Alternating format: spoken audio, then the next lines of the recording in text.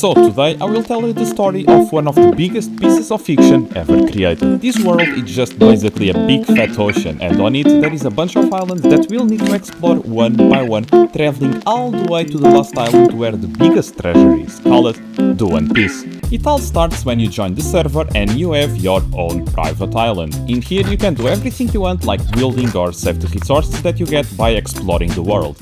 But that's no fun, so let's start exploring. Actually, when you join the server, you'll end up in the first island that they call Foosha Village or Windmill Village or Spawn. Visually it is really good looking, but for me personally is one of the worst because it does not resemble at all the original island in One Piece. The island should have looked a little more like this. In the middle there should be a town where rich people live. At the gate of this town there should be a bunch of trash from the rich people where also bandits live. And then, outside of this area we also should have a huge forest full of dangerous animals, and outside of everything finally the Foosha Village, and also call it Windmill Village, and they actually added a bunch of windmills. That's a cool detail that little people will remember. I would say this island is almost as equivalent of this area from the original show, and it's full of detail, it's good. I should also tell you that this island is the place where the main character of the show, Luffy, was raised, but we are not here to follow his exact steps. We are here to explore the world at our own pace, meeting all of the characters of this universe while telling you the story, and of course it's full of spoilers. So as I told you before, when you join a server for the first time you will be at Foosha Village or Spawn, and obviously spawns are always a mess with a bunch of instructions and NPCs. Because this is Spawn, you can access to every NPC from anywhere in the world through commands. And before actually start exploring, I will explain a little of the most important mechanics in this universe. For example, if you know a little about One Piece, you probably have listened about devil fruits. Basically in this world there are unique fruits that when you eat them you gain powers but lose the ability to swim, and that's just a little bad when the world is just a big ocean. For now there is only 28 fruits that you can collect. In my opinion they did something that I really don't like. They basically added fruits that don't exist in this universe, like the bandit's fruit. What the hell is that? But I love the way they created a system to upgrade them and unlock new attacks the more you use them. There is also a hacking system that when we level up our player by exploring the world we can also get a name like Emperor or even Pirate King, but that's for a far future. There is also another system, but that's enough for now, so let's start exploring and playing the game finally. So the first thing we had to do, it was to follow a tutorial that we had to follow a white trail to find someone. By the way, this person that we are supposed to find is the one that took care of the young Luffy, and they even made their house in the mountain like it's supposed to be. In this image this house would be here. She was at the end of the trail and gave us a mission to casually murder 5 bandits, and of course I did it as soon as I could. Also the server is a little bit laggy because it was launched, so it's fine, probably it will be fixed in the future. After that we had a mission to upgrade our weapon. It seems weapons are upgradable exactly like fruits. The more we use them, the more XP we gain and the better the weapons become. And after killing some more bandits, this scary woman gave me my first devil fruit. The what the heck is this fruit, or the bandit's fruit? This fruit had an attack called Sharp Knife. It's not that good, but it works for now. I will try to collect all of the fruits, so at least we have one. Every island that we visit will have an area like this. There will be a poneglyph that once unlocked we can fast travel to this island, an information post that tells us all the mobs and bosses from this island and their respective drops, a statue that once we meet the requirements we can fight the boss of this island, and a loot chest to give us unique stuff that we can only get in this island. So in here we can find the bandit, we can drop sake bottles, use it to upgrade stuff and fight the boss, and also you can drop a fragment that you can craft an armor with it.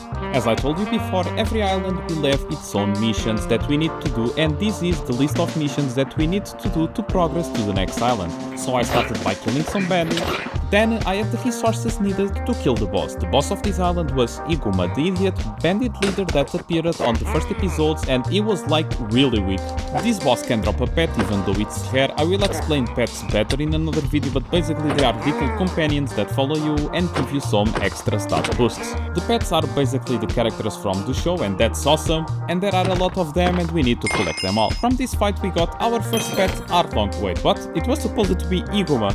I think that was a bug that was was around on the first day, but by now it was already fixed. When you kill bandits, there is a chance of you getting fragments, and with them you can craft an armor, and I have been upgrading it for the past few minutes. And after a little while, I finally got our first full set of special armor, the bandits armor. It's not that good, but it gives us a little more HP. Each island has also a special collection. This is all the items that we can only get in this village and how we can get them. For sure it's gonna be very useful for you guys in the future because some of the items are really hard to get. So now let's talk a little about the mini bosses. The first one is Luffy that can drop the Luffy pet, but it's extremely rare and we had to kill him to make one of the missions. The next two mini bosses is a pair of very nostalgic guys that I bet that some of you forgot. The bounty hunter Johnny and Yosaku. Both of them can drop these items like it's not that rare and they are used to upgrade fruits and weapons. Also, this is the map of the possible spawn locations. At least these are the ones that I found, maybe there is more, I don't know. Some missions required you to go to your private island. One of them was to mine some stone, easily done in this cobblestone generator. The other mission was to get some wood, and for that we need to buy some saplings from the shop. You can also buy here things like bone meal to speed up the process. Some of the items that you need to make the collections requires you to be extremely lucky when opening crates, but you also can buy them from other players in the auction house, and that's how I got our first special weapon, saving me a lot of time. To open each crate we need to kill bandits to get scraps, and the bandit only drops around 10 each time, and we need 1000 for each crate, so we need to kill 100 bandits to get one crate. I also managed to find a very cheap Higuma pet that we were supposed to get during the boss fights instead of Hardlong. Also got from the auction house the Johnny pet. I discovered that there is something called the Combat Pass, where you make some daily quests like walking I guess, and with them you get rewards. Another thing that you need to do daily on this server is the rewards that you can get just by playing. And if you play for 4 hours, you get a random key to open premium crates, making the server not pay to win because we can get all of the items without spending real life money. We just need to be very lucky, but yes, finally not pay to win. And because I was not recording, I got one of the best drops ever, and yes, it's a new fruit, the flash fruit belonging to Kizaru. Bro, that sounds so OP. It's one of the best on paper, and also the random lines fruit. Yeah, let's ignore that. So flash fruit, it's considered very OP because you can transform into light itself, like you are light. The first attack of it is just one that can one-shot all the bandits, and I remember watching it from the anime. It's awesome.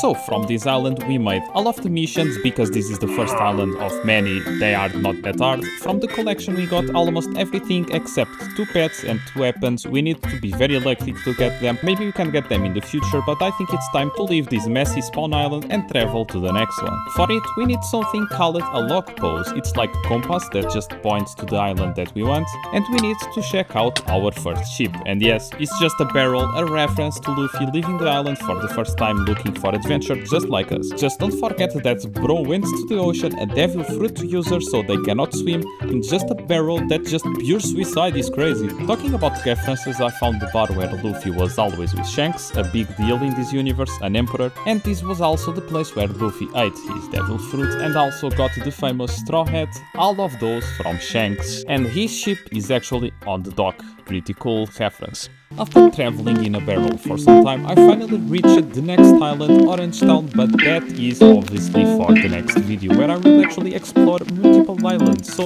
I hope you enjoyed. I wanted to do this for a very long time. I wanted this video to be entertaining even for people who never watched One Piece. It took a long time to edit, but the video got a lot better than I was expecting, and I also wanted to help the new players, that's why there is a lot of yapping. But yeah, see you next time and bye.